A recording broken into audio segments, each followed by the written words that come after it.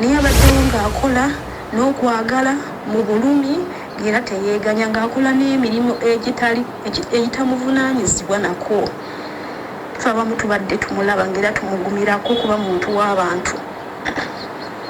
So njagala ffenna tumuyamba basobola omuyamba. Asiime Debula mwana wa Lukinga ava Lukinga district gy'afa.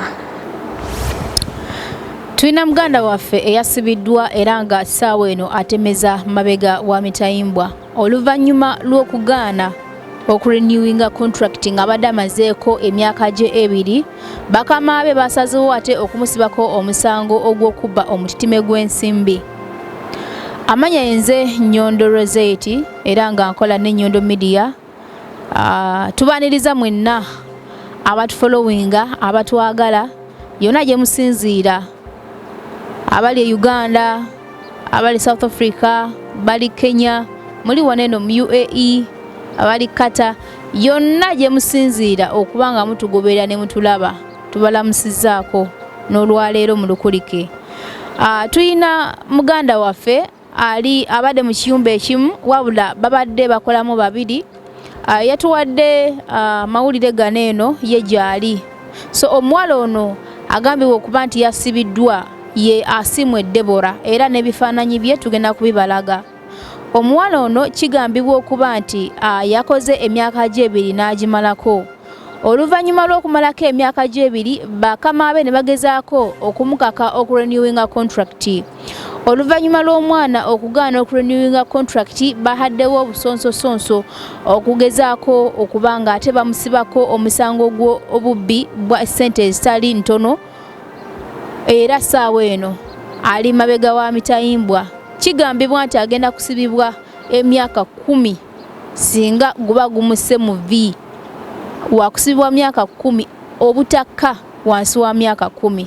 So tugenda kuwuliriza mpola mpola emboozi eno tugifollowinge oluvannyuma tulabe muganda waffe ono tugenda kumuyamba tutya. So si ye yekka n'abaana bala bangi nnyo abakozi ne balakozi contract zaabwe wabula oluvannyuma lw'okugaana okurenewinga contract bingi bye babatuusizzaako kubanga tebalina ddoboozi oba tebalina busobozi kubanga ate beerwanako, naye nga embeera eyo tugivumirira.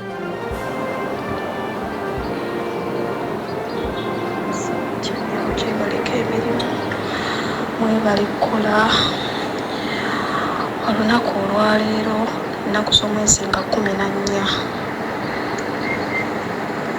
Amawulire amabi twagafuna mu nnyumba mwe tukola nga munnaffe amanyikiddwa ng'asiime Debula akoze wano mu Abutabi emyaka 2 ng'agambibwa okubeera nti bamuguddeko omusango gw'okubba ssente. Abadde alabirira omukyala mukadde nnyo ali mu myaka nga ayinza okuba nga aweza emyaka nga 9 oba n'okusoba mu kuba mukazi mukulu. Yaziba amaaso talaba naye olunaku lwa jjo kigambibwa okubeera nti bamuguddeko omusango gw'okubba ssente. Era bwe kyategerekese kuba badde bamubuuza emirundi egiwera bwe balabye ng'alemedde ku kigambo kye yayogera mu kusooka nti sigenda kwongerako ku contract gye namazeeko ne bamugamba kale oyinza obutadda wammwe. Ye teyabifuddeko nga bumanyi omuntu. Naye baganda bange njagala mumanyi nti omuntu yenna bw'oba obbye ssente toyinza sigala ku mulimu ng'okola ofuna okutya era okwata bukwasi bintu byo n'odduka n'ogenda. Singa abadde nga ssente yazibba yalibadde tasigalawo ng'akola, yalibadde yadduka. Naye abaddewo ng'akola n'okwagala mu bulumi era teyeeganya ng'akola n'emirimu egitamuvunaanyizibwa nako. Ffe abamu tubadde tumulaba ng'era tumugumirako kuba muntu w'abantu. So njagala ffenna tumuyamba basobola omuyamba. Asiime Debula mwana wa Lukinga ava Lukinga district gy'afa. Wano abadde amazeewo kati emyaka 2 ng'amazeeko ayagala kudda waka afune obujjanjabi kuba mulwadde. Era abadde mu ddwaliro nga talya teyeebaka kuba omuntu gw'abadde alina okubeera omuntu gw'abadde abeera naye teyeebaka, abeera atunula misana kiro. nsaba tusaasire obulamu bwa muganda waffe ono. Omuntu yenna asobola okutuyamba mikwano atuyambe. Asimu ali mu bulumi yeetaaga obwenkanya. Yenna asobola okutuyamba bannayuganda bannange atuyambe. Era munnaffe mwali si nnungi ku lw'obulamu bwe, ku lwa famire ye, ku lw'abaana. Mutuyambe mikwano. Yenna omuntu yenna asobola okutuyamba atuyambe. Asimu afuna obwenkanya kuba talina musango. Naye okugaana okwongera ku contract ye n'okubeera nti bamwagala akolere maama waabwe, kuba maama waabwe kadde abeera amwogerako. Asimu mwagala, ankolera, anjagala, bingi mikwano. Naye mutuyambe, yenna omuntu yenna asobola okutuyamba. Mikwano mutuyambe afuna obwenkanya dde ewaka. Ne bw'anaaba afiiriddwa ebintu bye twadde alina ebintu bye byegulira ebirungi, ngera bye babira ne bagamba oguze ebintu ebirungi ogenda kudda ewammwe. Ko ye ngulidde baana bange, ngulidde baana bange, ngulidde bazadde bange. Naye mutuyambe mikwano. Omuntu yenna asobola okutuya ayamba Asiima dde ewaka, kuba essaawa zino ali mabega wa Mitayimbwa, taliiko ayamba. Naye omuntu yenna ow'ekisa asobola okutuyamba. Mutuyambe mikwano. Bamuguddeko omusango gw'okubba ssente naye ng'ate yabadde mu ddwaliro, era ng'omukadde ono mulwadde gye bamaze wiiki 2 ng'omukadde mulwadde naye nga tebannabagenda mu ddwaliro era bajje bamuggyako. So byonna nga bikyali awo, voice notes nnyingi tusobola kuzimalayo, naye nga mulimu ekintu ekijja n'onoonya w'otandikira naye nga tolabaawo. Waliwo ekintu ekyogerwako ne mukyogerako several times naye ng'olaba tewali ayamba, ng'olaba teri afuddeyo, buli omu nga yeesuuliddeyo gwa nagamba. Naye ate tekitegeeza nti tugenda kubiraba nga tubiwulire tumale gabireka. Tuva ne tubyogerako, tubivumirira, ne tubiraga ensi. Ndi singa wabeerako omuntu yenna abeera asobodde okuyamba, oba abo abali mu buyinza bekikakatako bekikwatako okuba nga bavaayo ne babako kye bakola. Oba oli awo emboozi zo ne baziraba, oba oli awo omuntu yenna yetaaga obuyambi ne bamulaba naye ate n'atayambibwa. So kati ebiseera ebisinga twebuuza ffe tugenda kuyambibwa tutya singa omwana aba agudde mu kizibu ekifanaganako bwe kiti kimaze okutegeerekeka.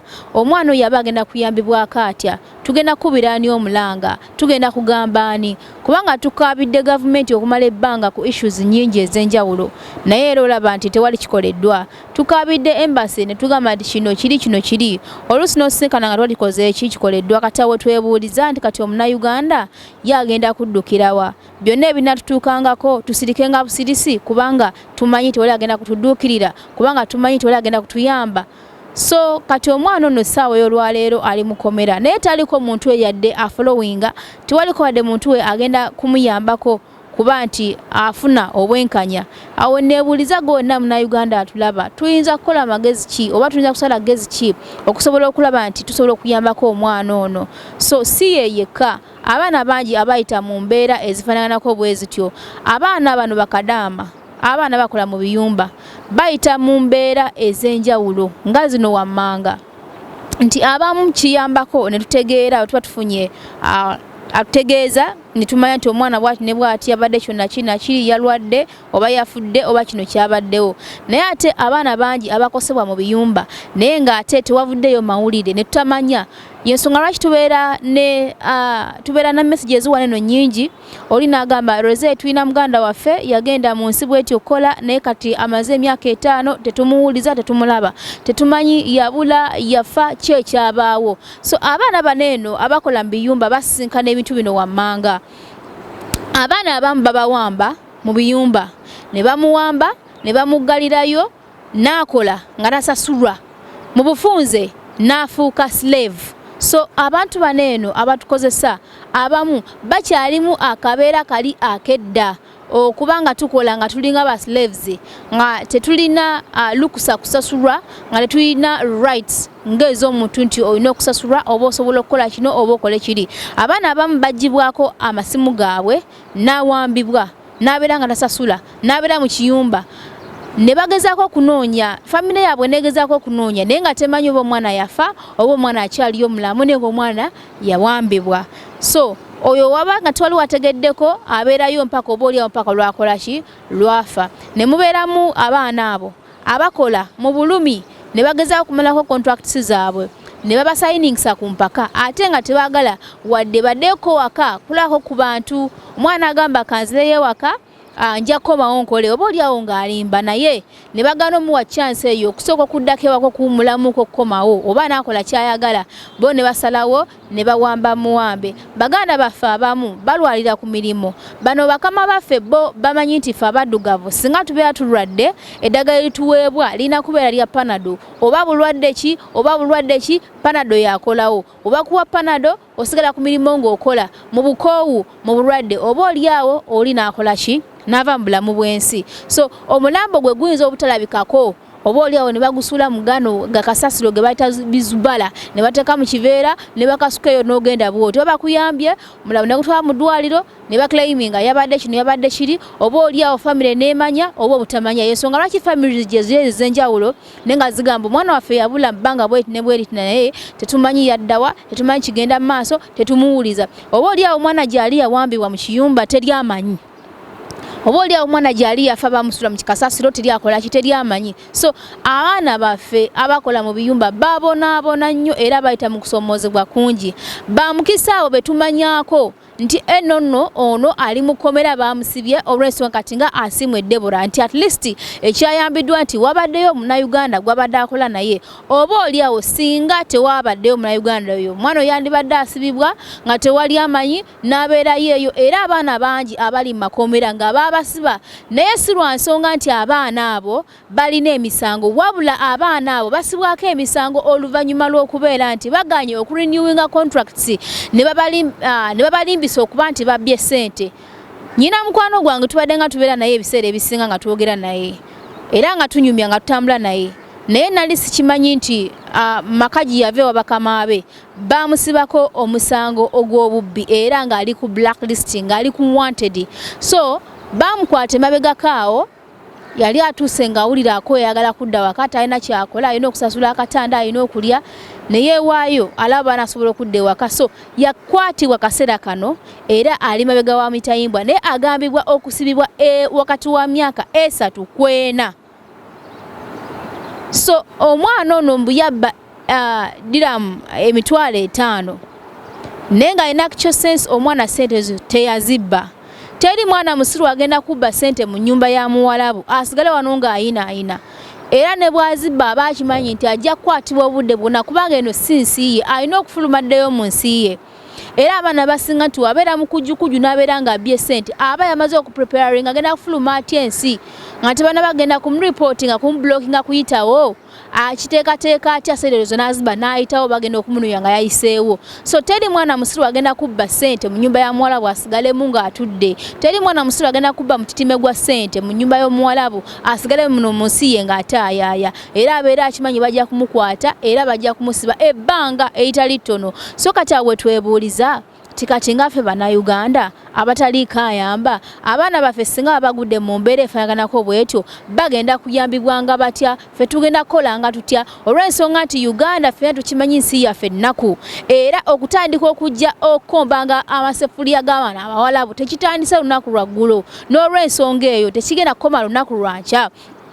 Abaana bakyajja abantu bakyajja bamama baffe baganda baffe bakyajja okujja okukola mayumba olw'ensonga nti ensi yaffe ekyali nnaku ekyalimu obwavu bungi essente ntono nnyo. So mu kwagala okukolerera abaana baffe baganda baffe tukyayiiya mu nsi ez'enjawulo ogenda okukola naye otuba nga tugenze okukola ne tusinkana ebizibu efaanaganako bwe bityo tugenda kuyambibwa tutya. Abaana bali e Saudi Arabia bakaaba enkya n'eggulo abaana battibwa abaana tebasasulwa bingi ebibatuukako naye ate we batuuka okuba nga bakubira omulanga ate embassy ye waffe byeddamu bi disappointing kata one webuuza what is the purpose of the embassy in Saudi Arabia, what is the purpose of the embassies in different countries. Bwaba nga batekamu zi embassies nga tesobodde kutuyamba kutulwanirira mugaso ki oguziteesaayo mu nsi kubanga zembera manyi zibeerayo kubanga zikola okuyambako bana Uganda mu ngeri emu oba endala. So awo twebuuliza nti singa ziba tezituyambyeko ne government yaffe nga tefuddeeyo nga twekubidde omulanga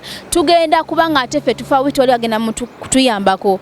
Awo enkubira omulanga bonna abakulira akakiiko waneeno e Dubai, Mr. Ndugwa atwala Dubai, waliwo mukulu Isima atwala Sharjah, mukulu Kikomeko. Wano wensaba abakakiiko mwenna gye muli era nga ngenda kubakubira kasimu omu ku omu. Omwana ono asimwe Debora agenda kuyambibwako atya wemubanga yemmwe abatwala akakiiko k'abana Uganda bawangalira waneeno mu UAE oba waneeno mu Dubai, mmwe muliwo kola mulimo ki? Okay, so ngenda kubanga mbanoonyako. Simanyi yo embassy kyakugigamba kubanga mulimu akasira wotukanga olaba nti ekintu ekimu maybe oba ogenda kukyesigaliza gwe nga gobanga olaba nti nowona kyogerako oba nowona kubira omuntu omulanga oba oliawo oyinza obutakola ki obutayambibwa ne embassy nayo ngenda kugituukirira. Omwana ono asimya list yetutegedde nti ali mukomera yasibiddwa naye nga kyagambye okuba nti yasibiddwa teyakikoze. Muganda waffe tugenda kumuyamba tutya? Tugenda takola n'ebifaananyi bye, tugenda kwongera okubanga tufollowing omwana tulabe omwana ono yambiddwa ati abakulu abali mu kakiiko mwenna ngenda bakonako kasimu bwembanga we muli mukulya bana Uganda mubakulya mu ngeri ki mubakulya mutya mugenda bayambako mutya omwana ono tugenda ku muyambako tutya bwabanga yasibiddwa ate nga talina musango kigema atagenda kusibibwa emyaka mingi si yeyeka abaana bangi abali makomera waneno abaana babasiba amazima gaka na mugulu abaana bangi naye nga tebalina misango ani agenda okuddukirira abaana abo muntu ki agenda okuyimirira at least aberenga ayogerera on behalf of those people abali imprisoned nga ate tebalina wadde omusango.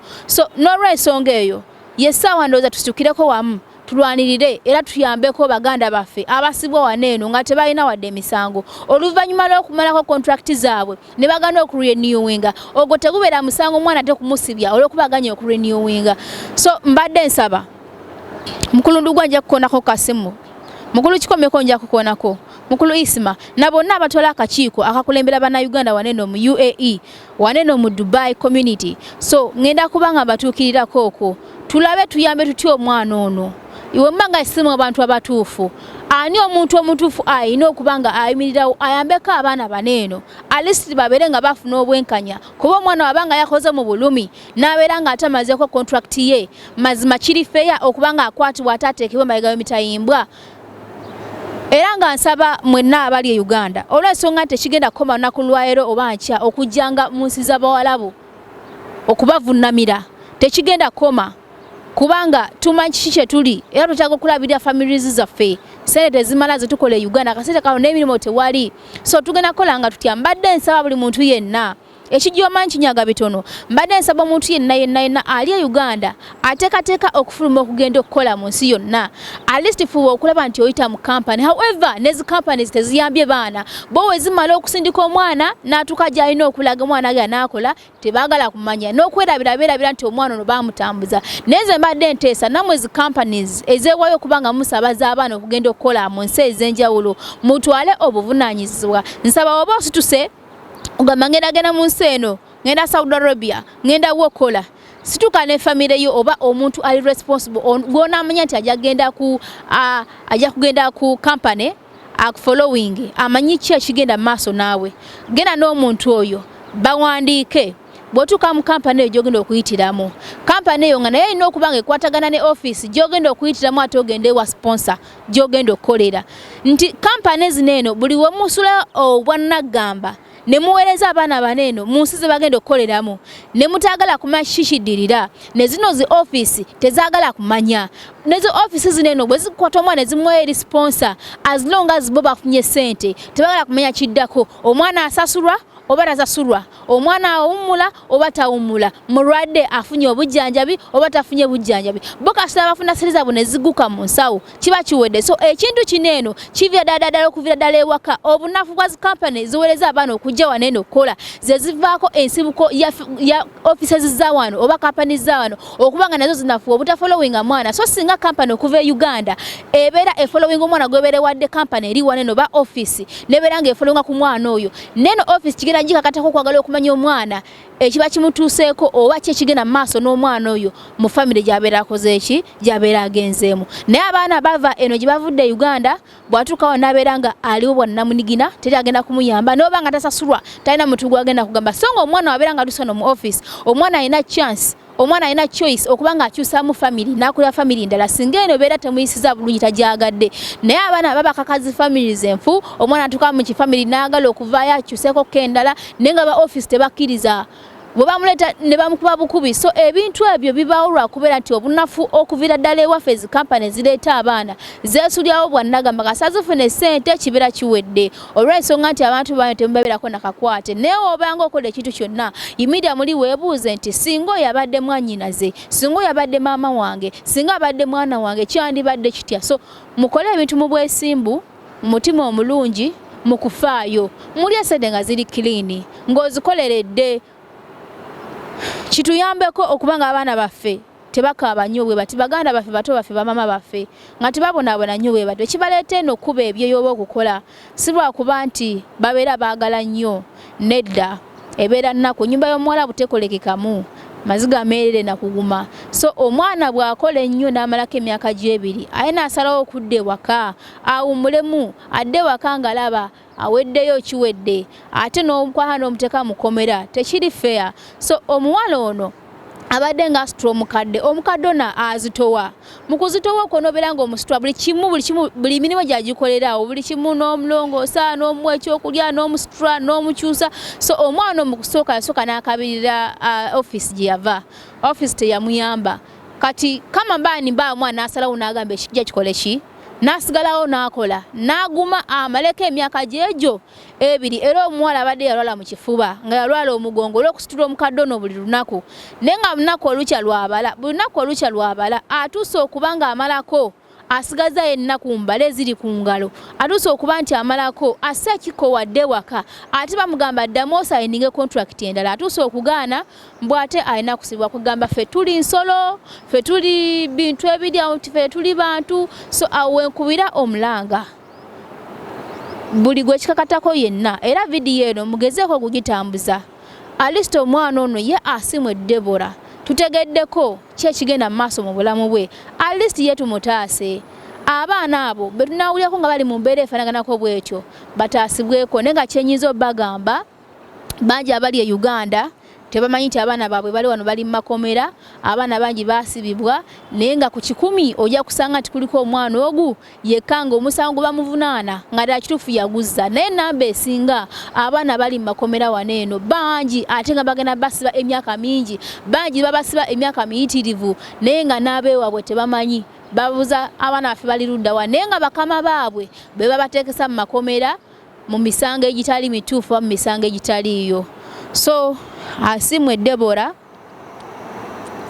ku lukikomeko otuuka mu ma office mangi yagala oluwalabu bino bitegeera bulungi at least tulinawo omwana enamba wano weeri nti asobola at least okutuwa location we babadde babeera at least ne mubanga mukwatagana ne mukama w'oyo omwana ne tumanyi omwana ali luddawa ali mukomera ki omusango ogumuvunaanwa lwaki avunaanibwa omusango ogwo so ebitunga bwe bityo so omuntu yenna asobola okuyimirira n'atuwa ku magezi oba asobola okuba avaayo n'abako engeri gy'ayambamu kuba gwe kikakatako oba nobeera nga embasenge eno message ebatuuseeko omwana tugenda kumukolera tutya tunaabalekanga bulesi ne bavundira yeeyo ne babeera mweyembeera nga newankubale tebalina musango so nze ekiteeso kyange mbadde nteesa abaana bano eno tutandike okuba nga tubalwanirirako bafune ng'obwenkanya kubanga ebibasibwako tebibeera bituufu sigadde nga nze Nyondo Rozet era nga mbaweereza nsinzira ku mukutu ogwa Nyondo Media baganda baffe mwena babeera mu biyumba embeera gye muyitamu tugitegeera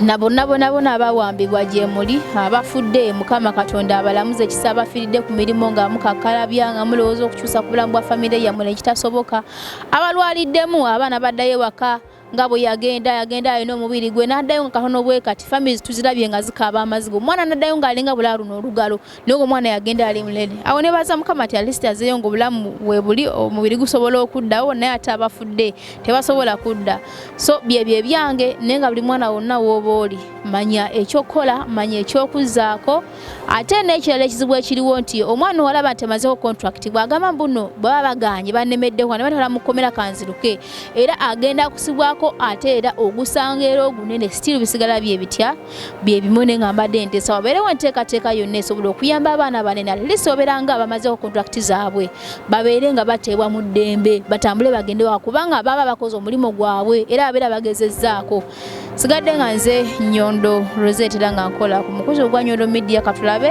embozi ono omwana story ono omwana gyenaggwera Mukama Katonda tuteremu obwangu na buli yenna anaaba followings nate era n'abakegezi lyatuwa oba ne kyakolawo kyonna Mukama mwenna ababeere.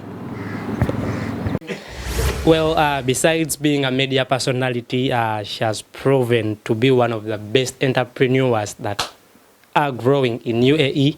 Eranga, she's the CEO, Nyondo Gleam. Nyondo Gleam? Yes, Nyondo Gleam. She's the CEO, Nyondo Gleam, ekizigo, ekikuyambako ku skin yo, bw'obanga oli mwana wa buwala oli eyo oyagala skin yo eclearinge nga tekwerusiza oyina rashes on the skin. Well, Nyondo Gleam is the cream that you're supposed to use. We use so many lotions ezitufukula and so this is not one of them. Well, by supporting Nyondo Gleam, you're adding a stone ku muntu gwe tulabye nga evolving her from scratch to the level until right now she's the CEO of this very company that makes these beautiful lotions that we use on our skins. Mumuwagire kiri certified, I stamp in it 100%.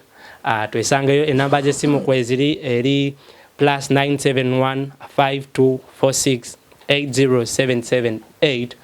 Womwana ali mu kiyumba, Nyondo Gleam is your best lotion that you should use okubeera nga okilyaringa skin yo. Nyondo Gleam tukukuumira ku mulembe.